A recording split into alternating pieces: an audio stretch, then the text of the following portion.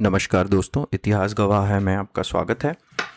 आज हम लोग बात करेंगे, हम उस टॉपिक को आगे बढ़ाएंगे जो हमने लास्ट एपिसोड में स्टार्ट किया था। मैं इसको फिर से एक बार एक लार्जर फ्रेमवर्क से जोड़कर प्रस्तुत करना चाहूँगा, so that everyone has an overall understanding of where, how and how is this all connected to a larger framework. तो सबसे पहले हमने बात किया कि जो कॉलोनियलिज्म था उसका एक रिस्पॉन्स जनरेट हुआ, एंड उसको हमने the rise of Indian nationalism के नाम से समझा।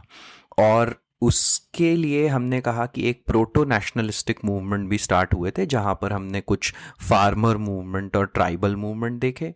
फिर उसी कड़ी में we understood the revolt of, जो हमने first Indian war of independence जिसे कहा 1857 का, उसके बारे में चर्चा करी।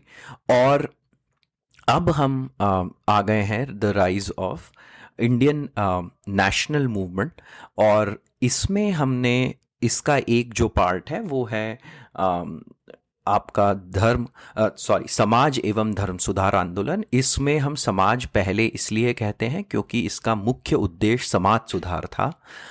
और जैसा कि हमने समझा कि भारत में समाज और धर्म इतने क्लोजली, इतने इतने फाइनली ब्लेंडेड हैं कि कभी भी when you try to change और make social changes, it takes form of religious conflicts and becomes a religious debate as well। तो इस मामले में हम लोगों का जो नेशनलिज्म था और जो हम लोगों का रेनेसां था, जो which was a part of rise of Indian nationalism, Indian renaissance, वो थोड़ा यूरोपियन रेनेसां से अलग रहा। यूरोपियन रेनेसां में हमने ये समझा था कि जब धर्म को चैलेंज किया गया तब जाकर फिर समाज में सुधार आना शुरू हुआ। तो धर्म को चैलेंज से समाज में सुधार आना शुरू हुआ। यहाँ पर समाज सुधार लाने की जब बात करी गई तो वो धर्म सुधार भी बन गया। ऐसा एक कनेक्शन और ये डिफरेंशिएशन है।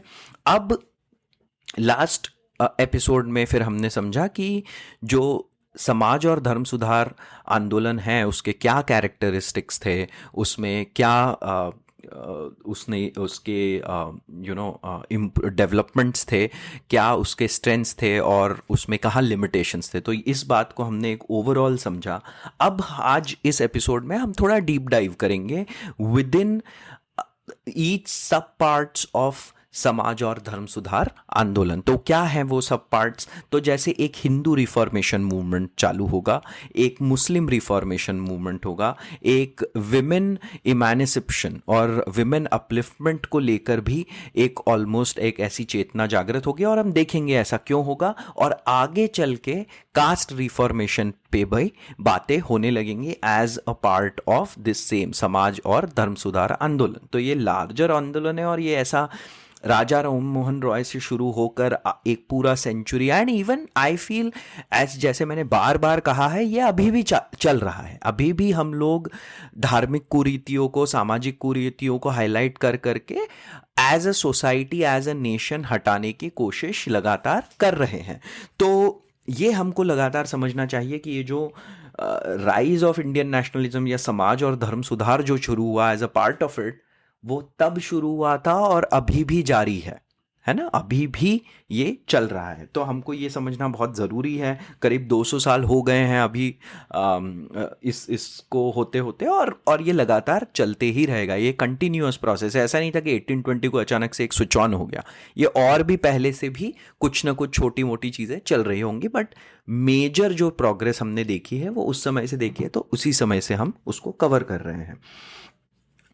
तो आज हम पढ़ेंगे out of 4, Hindu reformation, Muslim reformation, women reformation और कास्ट रिफॉर्मेशन। आज हम थोड़ा सा ध्यान देंगे हिंदू रिफॉर्मेशन पे और some of the reformist that came forward at that time. और हम ये भी देखेंगे कि इन सारे रिफॉर्मिस्ट पे, हिंदू रिफॉर्मिस्ट पे, मुस्लिम रिफॉर्मिस्ट पे एक लेवल का इन्फ्लुएंस रहा है। हम देखेंगे कि कुछ लोग पूरे यूरोपियन बातों पे मतलब जंप कर जाओ, ऐसा कहते थे कि सारे ही उनके अपना लो, कुछ लोग कहते थे कि अरे हमारी पुरानी सभ्यता को वापस ले आओ, और कुछ उसका एक ब्लेंड बना के, जैसे हमने उसको 3 भागों में बांटा था।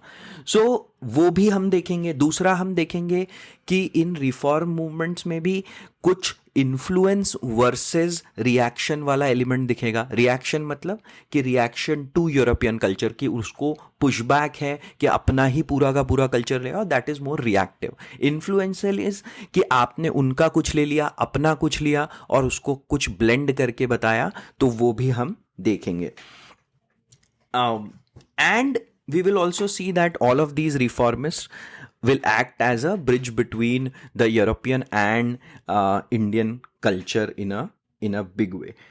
तो अब देखते हैं। तो सबसे पहले हम समझेंगे राजा राम मोहन रॉय के बारे में। और सबसे बड़ी बात हमको राजा राम मोहन रॉय की ये समझनी चाहिए कि उन्होंने तीनों रिलीजन को बहुत अच्छे से स्टडी किया। उन्होंने वो फारसी, अरबिक कल्चर, रिलीजन को समझे। उन्होंने इनफैक्ट एक किताब भी लिखी, Tuhfat ul Muwahhidin, on like the monotheism of Islam. तो इस पे उन्होंने एक किताब लिखी। फिर उन्होंने क्रिश्चियनिटी को बहुत अच्छे से पढ़ा, समझा, और उन्होंने प्रिसेप्ट्स ऑफ जीसस नाम की एक किताब लिखी। और तब ऐसा कहते हैं कि लग रहा था कि वो क्रिश्चियन हो जाएंगे।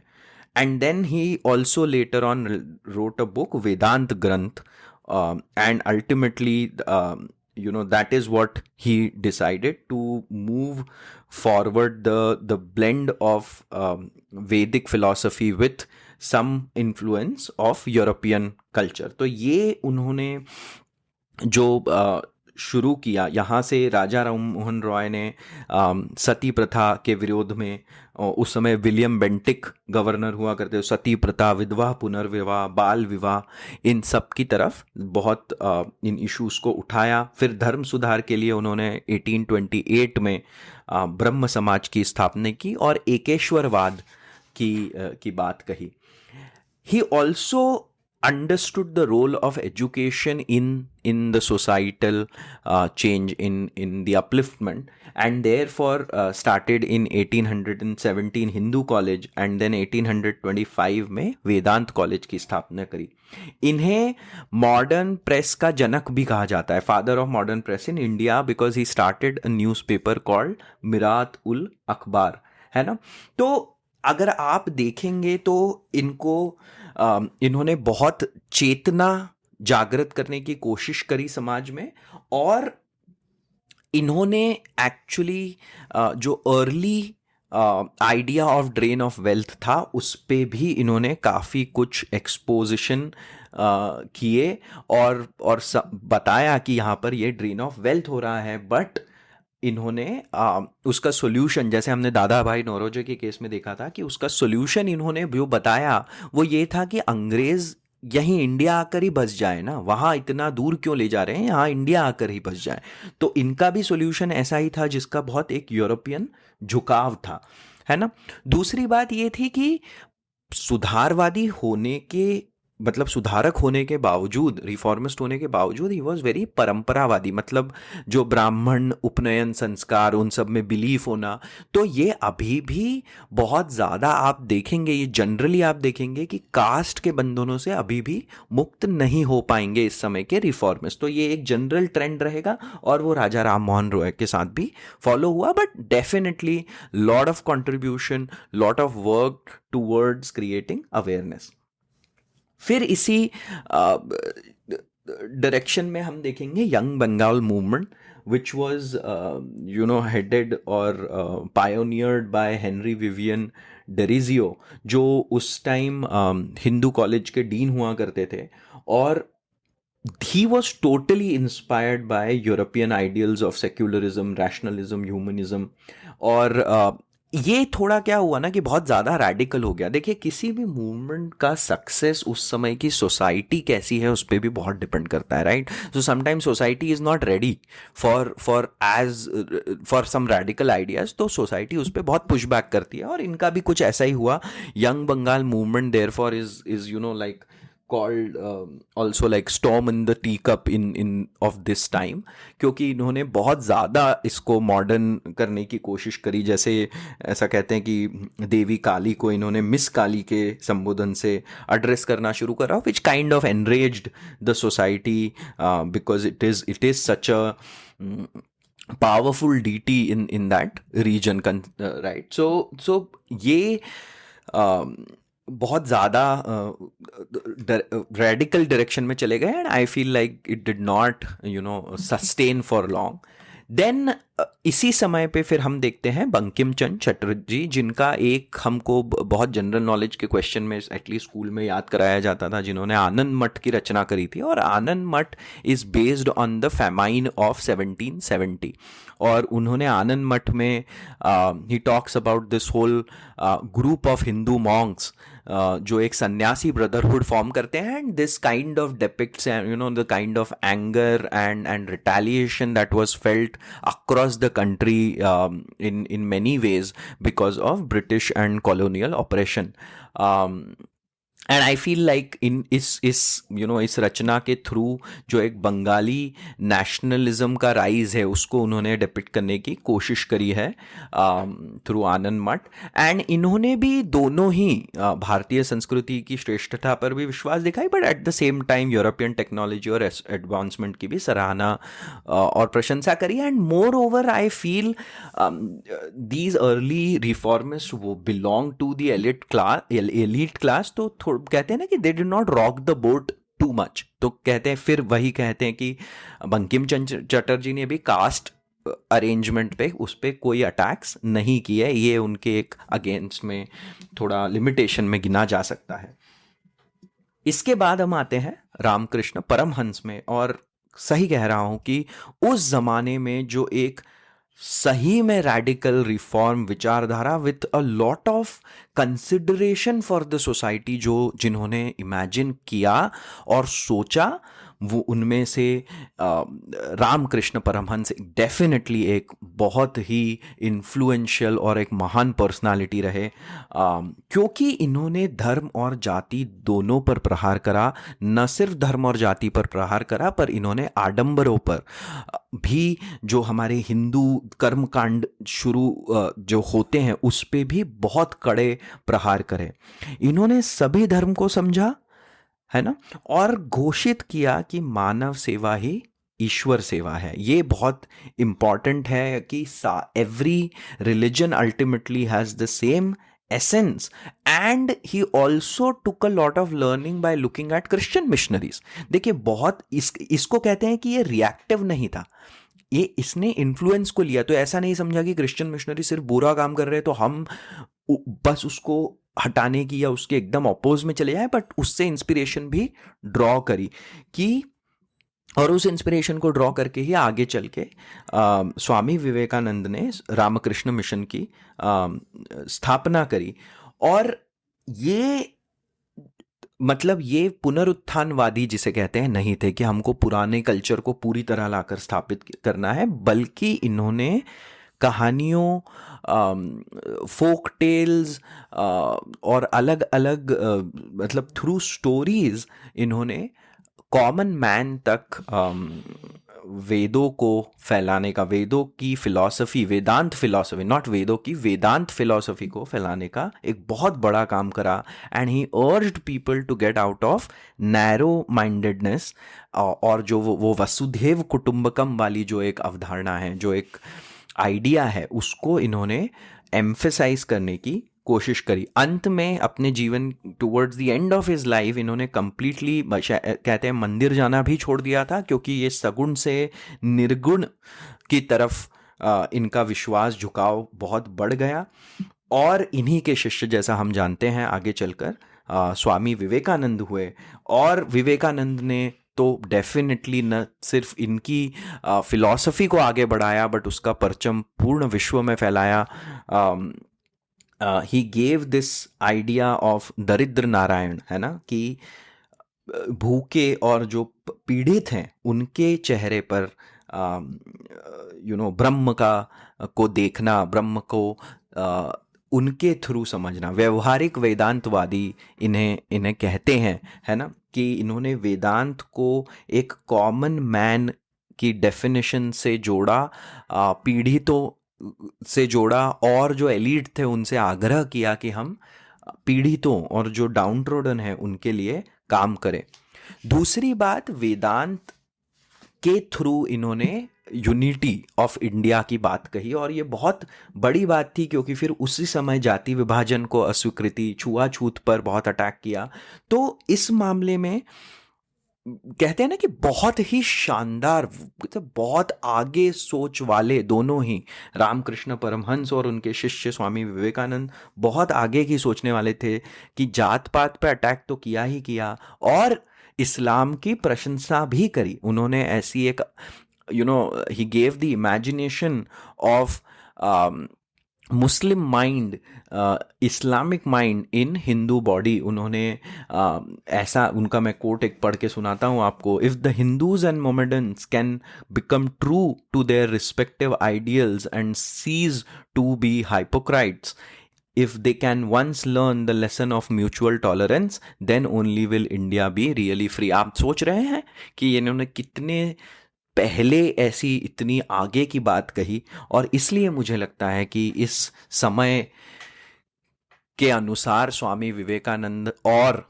रामकृष्ण परमहंस और इनकी सीखें बहुत ही ज़्यादा रेलेवेंट है। ये हाईली इंस्पिरेशनल फिगर्स तो हैं ही, और मैं जो समझाने की बात यहाँ पर, समझने की बात है कि जो नॉर्मल फ्रेमवर्क्स थे उस समय, जैसे मैंने कहा कि most of the reformist did not challenge caste, है ना, most of the reformist did not do that, were not able to do that, but both Ramakrishna Paramhans and Swami Vivekananda not just attacked caste but also talked about Hindu Muslim unity at a time when it was getting heated up। So ये हमको बहुत अच्छे से समझना चाहिए और इस बात को ध्यान रखना चाहिए।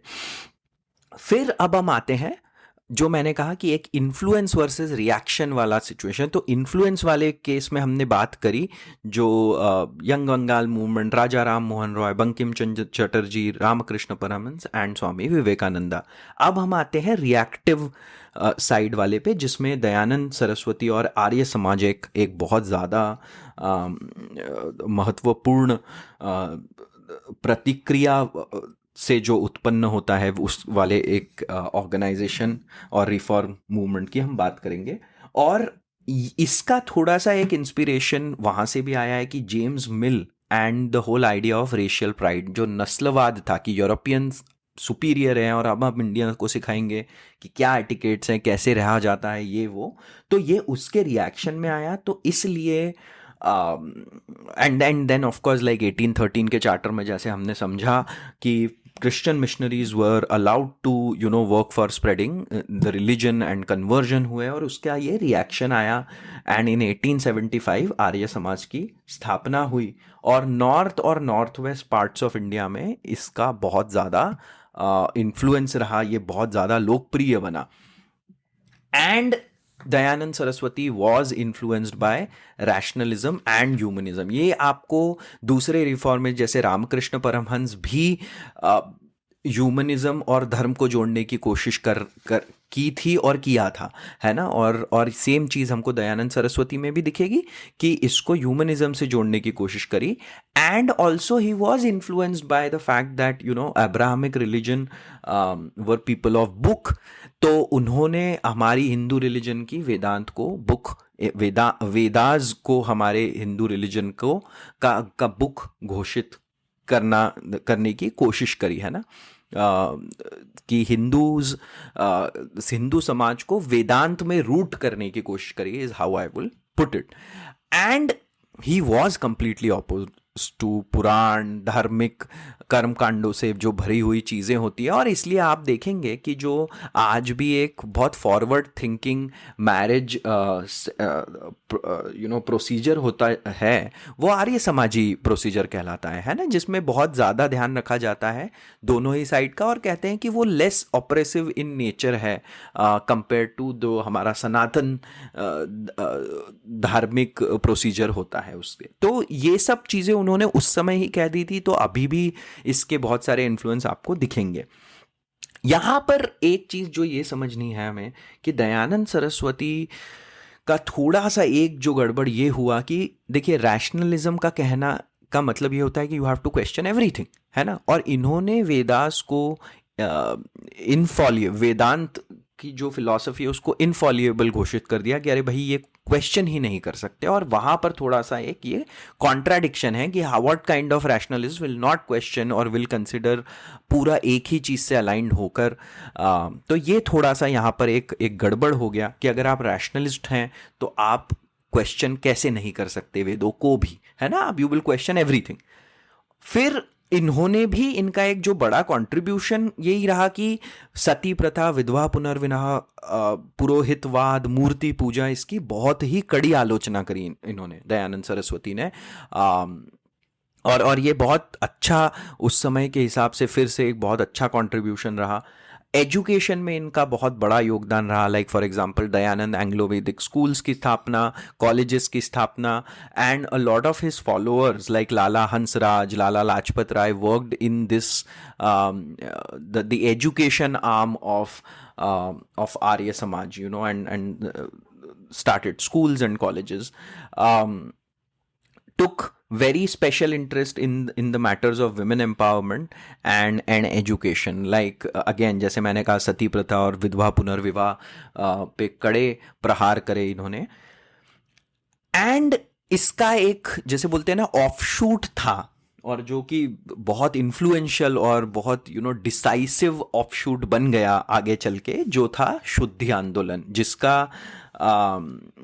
जिसका नेतृत्व स्वामी श्रद्धानंद करते हैं आगे चल के। तो ये एक शुद्धि आंदोलन का सबसे बड़ा जो लाइक इस ऑफशूट का एक जो सबसे बड़ा व्हाट डू यू से लिमिटेशन या समथिंग दैट एक्चुअली इंट्रोड्यूस्ड सांप्रदायिकता with in the national debate, है ना। वहां पर ये एक सांप्रदायिकता का एक थ्रेड आ गया। शुद्धि आंदोलन का बेसिकली आइडिया ये था कि जो लोग हिंदू या क्रिश्चियन हैं उनको वापस रिकन्वर्ट देम टू हिंदुइज्म और convert them to Hinduism, right. तो इससे जो एक सामने जो दूसरी कम्युनिटीज थी उनके मन में एक शंका का भाव पैदा हुआ, वैर का भाव पैदा हुआ।